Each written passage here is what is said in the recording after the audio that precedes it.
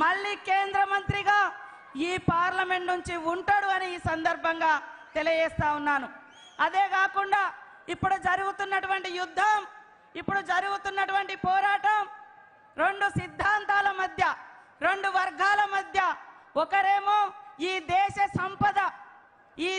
సంపద దోచుకొని తన దోస్తులకు దోచిపెడుతున్నటువంటి, గాంధీని చంపినటువంటి, ఈ దేశానికి స్వతంత్రం తెచ్చినటువంటి గాంధీని చంపినటువంటి, గాడ్సే సిద్ధాంతం అనుసరిస్తున్నటువంటి బీజేపీకి నాయకత్వం వహిస్తున్నటువంటి మోడీ గారికి, ఒకరేమో ఈ దేశం కోసం ప్రాణాలు అర్పించినటువంటి గాంధీ సిద్ధాంతాన్ని, ప్రేమను, అహింసను అనుసరిస్తూ పేదల కోసం మరి అసమాన పోరాట యోధుడిగా తయారై ఈరోజు కన్యాకుమారి నుంచి కాశ్మీర్ వరకు ప్రజల కష్టాలన్నీ తెలుసుకొని నఫరత్ కే దుకాన్ మే నఫరత్ కే బాజార్ మే మరి మొహబ్బత్ కే దుకాన్ కోల్ గయే అనేటువంటి మన రాహుల్ గాంధీ నాయకత్వం వహిస్తున్నటువంటి గాంధీ సిద్ధాంతానికి మధ్య జరుగుతున్నటువంటి పోరాటం.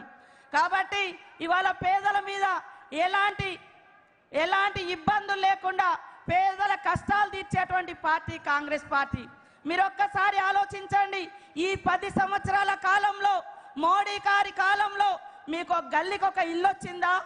గల్లీకి ఒక రోడ్ వచ్చిందా? ఊరికొక ఉద్యోగం వచ్చిందా? జిల్లాకొక ఉద్యోగం వచ్చిందా? బీజేపీ ఏమి ఇచ్చింది అని ఆలోచించండి. బీజేపీ ఏమి ఇచ్చింది? ఏమి ఇవ్వలే. విద్వేషాలు తీసుకొచ్చిర్రు, రెచ్చగొట్టిరు, కొట్లాటలు పెట్టిర్రు, అంతే తప్ప ఉద్యోగాలు ఇవ్వలే, నిధులు ఇవ్వలే. పైనుంచి జిఎస్టీ అనేది తీసుకొచ్చి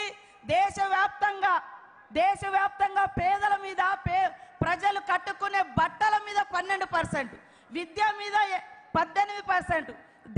దేవుడు అంటారు కదా, దేవుడికి భక్తునికి ఉండే అనుసంధానం అగర్బత్తి మీద కూడా 5% జిఎస్టీ పన్నులు వేసి దేశవ్యాప్తంగా 54 లక్షల కోట్ల రూపాయల పన్నులు ప్రజల దగ్గర నుంచి దోచుకొని తన దోస్తులకు దోచిపెడుతున్నటువంటి మోడీ మనకు కావాలా? మన కోసం ఈ దేశం స్వాతంత్రం కోసం పోరాడి త్యాగాల కుటుంబం, ఆనాడు నెహ్రూ గారు 12 సంవత్సరాలు జైలు జీవితం అనుభవించిండు. ఇందిరమ్మ ఈ దేశం నా దేహం ముక్కలైనా పర్వాలేదు కానీ ఈ దేశాన్ని ముక్కలు కానియను, దేశ సమైక్యత కావాలి, మరి భిన్నత్వంలో ఏకత్వమే జాతి యొక్క అస్తిత్వం అని నిలబడ్డటువంటి మహనీయురాలు. మరి అలాంటి వారసత్వం నుంచి వచ్చినటువంటి రాహుల్ గాంధీ గారిని గెలిపించడం కోసం ప్రతి ఒక్కరు కూడా కష్టపడాల్సిన అవసరం ఉంది. ఇవాళ కాంగ్రెస్ ఉన్నప్పుడు 100 రోజుల పని తీసుకొచ్చింది. ఉపాధి హామీ చట్టంతో పాటు పోడు భూముల హక్కు చట్టం, విద్యా హక్కు చట్టం, 80 కోట్ల మందికి పైగా రేషన్ కార్డులు ఇచ్చి ఆహార భద్రతా చట్టం, ఇలాంటి ఎన్నో చట్టాలు తీసుకొచ్చారు. మరి మోడీ గారు ఏం తీసుకొచ్చారు?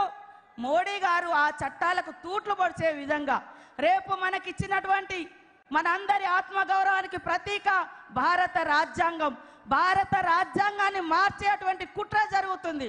భారత రాజ్యాంగం మార్చబడితే యుగాల నాటి మన సంస్కృతి వస్తే దళితుడు ఎక్కడ పుట్టినంటాడు? అరికాళ్ళ కాడ పుట్టిండు కాబట్టి నువ్వు అంటరాని వాడు అని చెప్పేటువంటి సిద్ధాంతం వస్తుంది. సమానత్వం అనేటువంటి రాజ్యాంగ హక్కులను ఈ మోడీ కాలంలో, రాబోయే కాలంలో కోల్పోబోతున్నాం. దయచేసి ఇక్కడున్నటువంటి ప్రతి ఒక్కరూ ఆలోచించండి.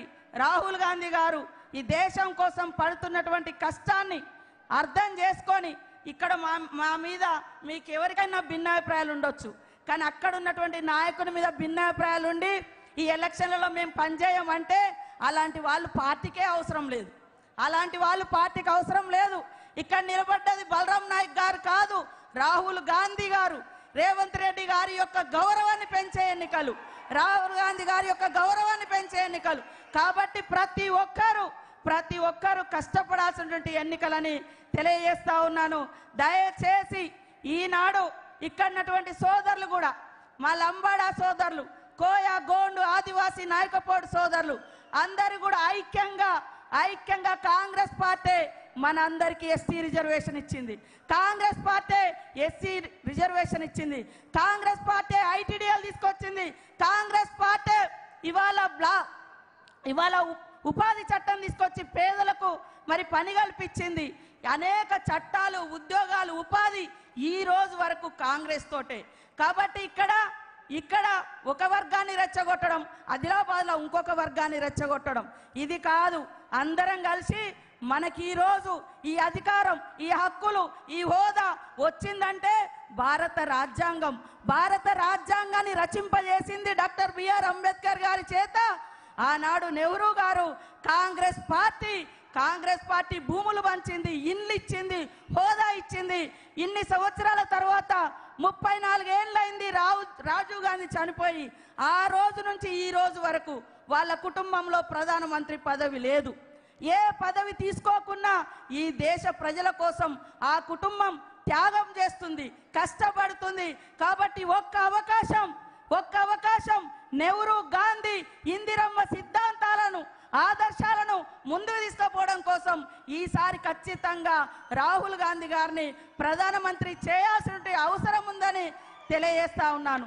ముఖ్యంగా ఇక్కడ లంబాడా సోదరుడైనటువంటి మనందరి అభిమాన నాయకుడు మరి బలరాం నాయక్ గారు అన్ని కులాలతో, అన్ని మతాలతో, అన్ని వర్గాలతో అన్యోన్యంగా ఉండేటువంటి వ్యక్తి.